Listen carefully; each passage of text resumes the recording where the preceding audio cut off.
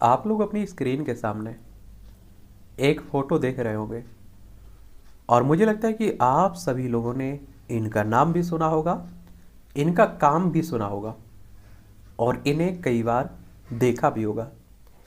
इनका नाम है मनीष सिसोदिया और आपको बता दूं दिल्ली के वर्तमान में उप मुख्यमंत्री हैं और अरविंद केजरीवाल का बड़ा करीबी माना जाता है इन्हें।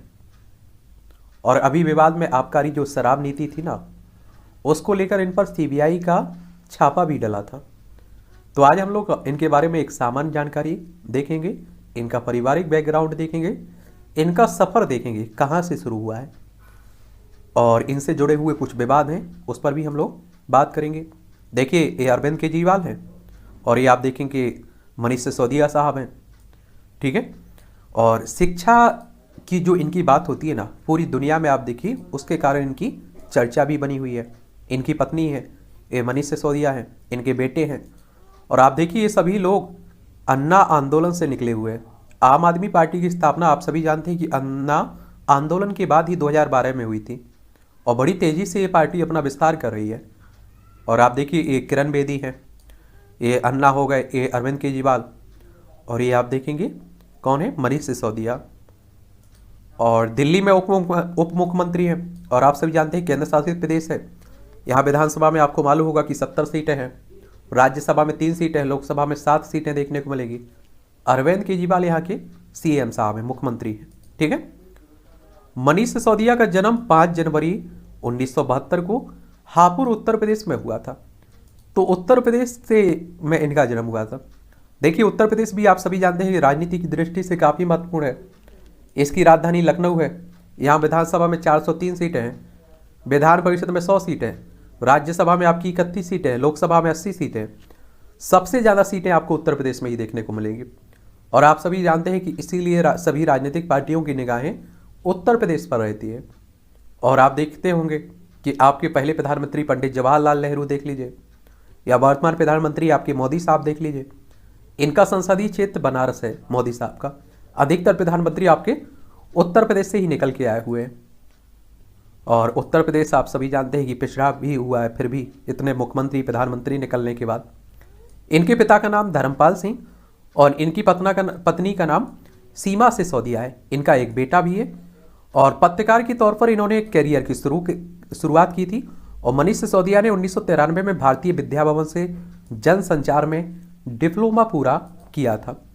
मनीष सिसोदिया ने अपने ऑल इंडिया रेडियो के लिए 0 आवर्स नामक एक कार्यक्रम की भी मेजबानी की थी। और सिसोदिया ने 2006 में पब्लिक खोज रिसर्च नामक फाउंडेशन की स्थापना भी की थी। और आप देखेंगे 1997 में मनीष सिसोदिया ने जी न्यूज में खबर निर्माता और न्यूज रीडर के तौर पर 2005 तक काम किया। और आजकल आप लोग जी न्यूज देखते होंगे।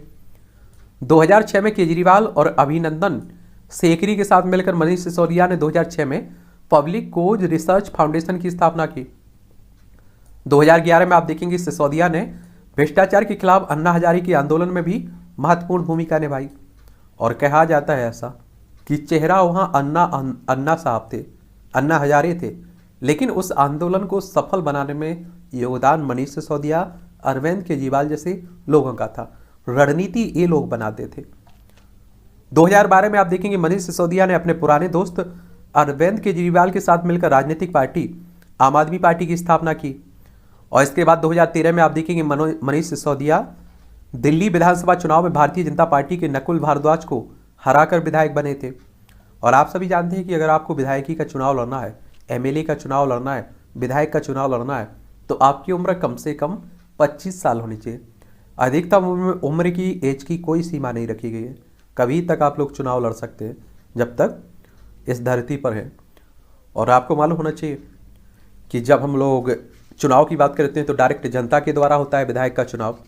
अगर आपकी उम्र भी 18 साल हो चुकी है तो आप लोग भी वोट डालने जाते होंगे, मतदाता सूची में नाम भी जुड़ चुका होगा। इसके बाद आप देखेंगे 2015 में मनीष सिसोदिया ने पटपड़गंज के चुनाव जीतकर पहली बार दिल्ली के उप मुख्यमंत्री के रूप में शपथ ली। क्योंकि 2013 में जो आपके विधानसभा चुनाव हुए थे, कांग्रेस के गठबंधन के साथ अरविंद केजरीवाल ने कुछ समय के लिए सरकार बनाई, फिर आप देखिए सरकार में इस्तीफा दे दिया और फिर आप सभी जानते हैं कि उपचुनाव हुए यहाँ। फिर 2020 में उन्होंने पटपड़गंज निर्वाचन क्षेत्र दिल्ली से विधानसभा चुनाव लड़ा और लगभग 3000 मतों से जीता और दिल्ली के उप मुख्यमंत्री के रूप में दोबारा वो शपथ ली। शिक्षा मंत्री भी है यहाँ के। और इनसे जुड़े हुए अगर विवाद की बात करें, क्योंकि आप सभी जानते हैं कि इस तरह के किसी पद पर आप पहुंचते हैं तो विवादों का जुड़ना भी स्वाभाविक सी बात हो जाती है। तो 2016 में सीबीआई ने उनके खिलाफ प्राथमिकी जांच दर्ज की थी, क्योंकि उन्होंने एक media campaign talk to AK के दौरान नियमों और विनियमन का उल्लंघन किया था, जो मोदी के मन की बात के कार्यक्रम जैसा ही टॉक शो था। और आप सभी जानते हैं कि मोदी साहब भी मन की बात करते रहते हैं। और सीबीआई की बात करें तो आप सभी जानते हैं कि सेंट्रल ब्यूरो ऑफ इन्वेस्टिगेशन की बात हो रही है। और 1 अप्रैल 1963 में इसकी स्थापना हुई थी। नई दिल्ली में इसका हेडक्वार्टर आपको देखने को मिल जाएगा। क्या मिल जाएगा? हेडक्वार्टर। और सीबीआई को हिंदी में आप लोग केंद्रीय जांच ब्यूरो भी कहते हैं। ठीक है। 2016 में आप देखें कि वह फिर एक बार विवाद में फंस गए थे, जिसमें गाजीपुर वेजिटेबल एसोसिएशन के अध्यक्ष सुरेंद्र गोस्वामी ने दिल्ली में कुछ सब्जी विक्रेताओं को धमकी देने के लिए मनीष के खिलाफ एक लिखित शिकायत भी दर्ज कराई थी।